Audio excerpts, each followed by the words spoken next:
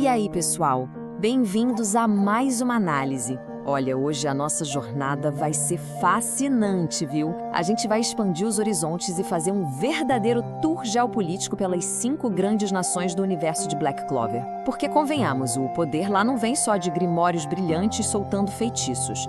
Tem tudo a ver com geografia, política e aqueles segredinhos obscuros que cada país tenta esconder. Então, bora entender como esse mundo funciona de verdade? O nosso roteiro de hoje passa por 5 pontos principais: o reino de Clover, o reino de Heart, o reino de Spade, o reino de Diamond e, por último, mas não menos importante, o país de Ino. Ponto número 1. O reino de Clover, ou como muitos conhecem, o reino dos Cavaleiros Mágicos.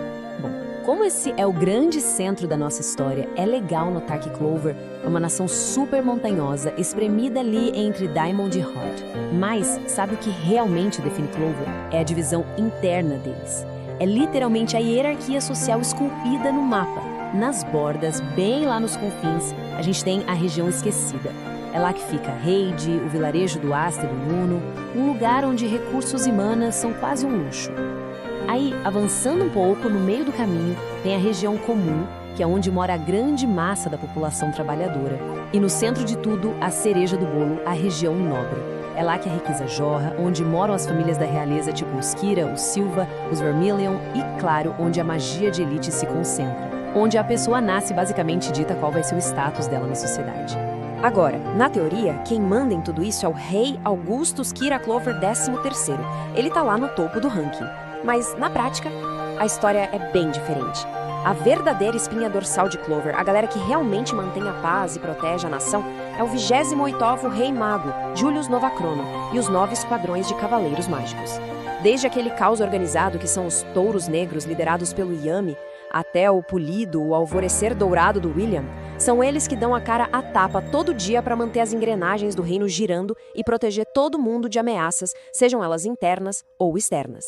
Número 2. O reino de Heart, a nação da floresta abundante. Cruzando a fronteira de Clover, a gente dá de cara com um contraste absurdo. Heartine é um mar de verde com água cristalina e recursos naturais que parecem não ter fim. E para entender o poder militar deles, a gente precisa olhar para um sistema numérico que eles mesmos criaram. O sistema de estágios mágicos, que vai do 0 ao 9. É tão genial que até Clover começou a adotar. Funciona assim. O estágio 9 é a base, representando os magos mais fracos, enquanto o estágio 0 é a elite da elite, aquela galera que quebra as escalas comuns de poder. Basicamente, é uma régua super lógica para medir o talento bruto de alguém. E na hora do combate, meus amigos, a coisa fica séria. Os magos de estágio 0, lá de Heart, que eles chamam de guardiões espirituais, desenvolveram uma parada chamada Método de Mana. Em vez de esgotar só a própria energia do corpo, eles pegam carona na lona natural puríssima do ambiente para desenhar runas. O resultado? Magia verdadeira.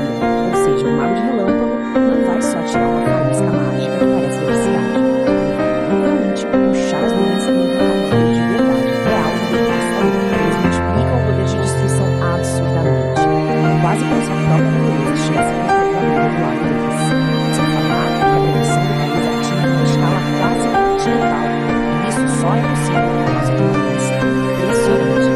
A atual governante, ou seja, política, e o espírito da água trabalham juntas em um contrato que passa de geração em geração. Elas não só mantêm a floresta viva, como criam uma zona de colossal, uma barreira de magia de armadilha invisível e impenetrável que cobre as fronteiras do país inteiro, 24 horas por dia, 7 dias por semana. É sério, sem permissão prévia, você simplesmente não entra em Heart sem ser notado. Dá pra dizer tranquilamente que é o visto de fronteira mais difícil de se conseguir. Ponto número 3. O reino de Spade, a ditadura mundial. No Nordeste, a gente vê que o meio território de Deus, mas não se engane, é um lugar extremamente hostil. O Spade é coberto por névoa, um clima congelante e uma vibe super pesada. O triste é que nem sempre foi assim. Na Era Pacífica, eles eram governados pela família real Umberry.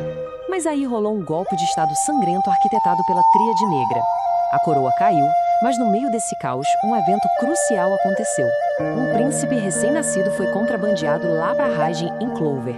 Isso mesmo, o Yuno. Hoje, a realidade de Spade é uma ditadura brutal. onde a força militar do país, em vez de proteger o povo, usa a energia dos cidadãos mais fracos como uma mera bateria humana para alimentar as fortalezas do Estado.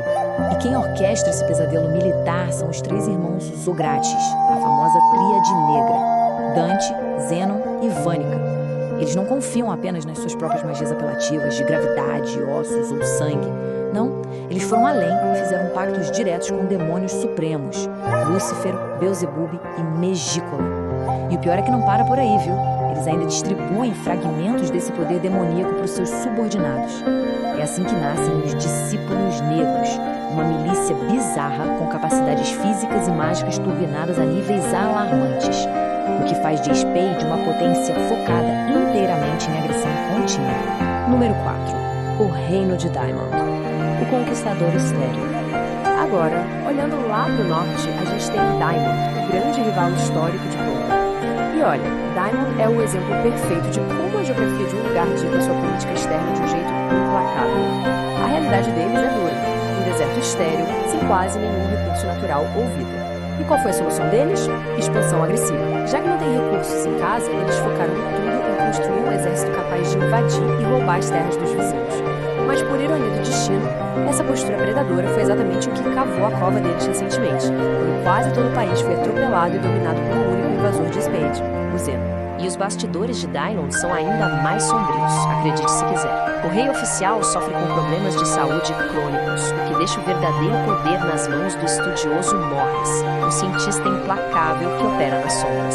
A força máxima deles, os 8 generais brilhantes, não é feita só de prodígios naturais. Eles são resultado direto de anos de experimentação humana brutal. Crianças usadas como cobaias, forçadas a lutar até a morte e submetidas a aumentos mágicos artificiais. Pega o Mars ou Ladros, por exemplo. Os caras têm literalmente pedras mágicas costuradas e embutidas dentro dos próprios corpos. É a prova definitiva e cruel de até onde uma nação desesperada é capaz de ir. E por fim, número 5, o país de Ino, a distante terra do Sol. Deixando os continentes principais para trás, a gente viaja para bem longe, para uma terra com uma cultura incrível e que, curiosamente, é o berço do Capitão Yami. Mas para entender o país de Ino direito, a gente precisa fazer um rápido tradutor mental de conceitos aqui. O que a gente chama de magia, lá em Clover, em Ino, é Yojutsu. A mana vira Yoryoku. Eles não usam os nossos grimores tradicionais, mas sim pergaminhos mágicos super estilosos que se desenrolam no meio do combate. E no lugar dos esquadrões de cavaleiros mágicos, quem faz a linha de frente defensiva é um grupo focado e letal chamado Ryuzen 7. A estética e a mecânica deles abraçam totalmente a cultura samurai.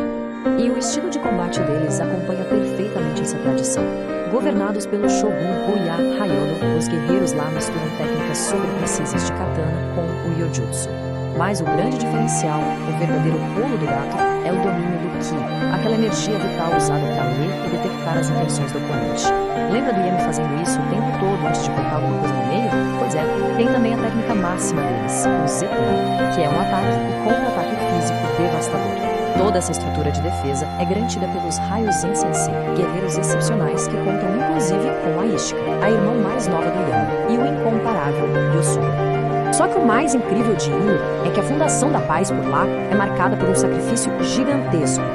Há um tempo, uma praga mortal devastou o país. A única cura possível exigia adquirir o Tenjutsu, um poder ocular que dá uma clara evidência quase absoluta para ver eventos globais e medir a alma das pessoas. Mas o preço era altíssimo. O atual Shogun, o Ruya, que quando mais novo competia de igual para igual em força com seu amigo Yosuga, aceitou abrir mão de absolutamente todo o seu poder mágico, o seu Yoryoku, para sempre. Ele fez isso apenas para conseguir curar a praga e salvar as vidas do seu povo. E é exatamente por esse ato abnegado que ele é um líder tão respeitado e profundamente amado na Terra do Sol. E bom, tudo isso nos leva a uma reflexão final, né? A gente viu aqui que geografias brutais causam guerras, naturezas exuberantes viram escudos impenetráveis, ditaduras se alimentam de demônios e reinos inteiros são liderados pelo puro sacrifício pessoal. Se o poder absoluto nesse mundo não é só sobre quem tem os números mais brutos de mana ou o pacto mais sombrio, mas sim sobre como uma nação usa os recursos ao seu redor e o que os seus líderes estão dispostos a sacrificar,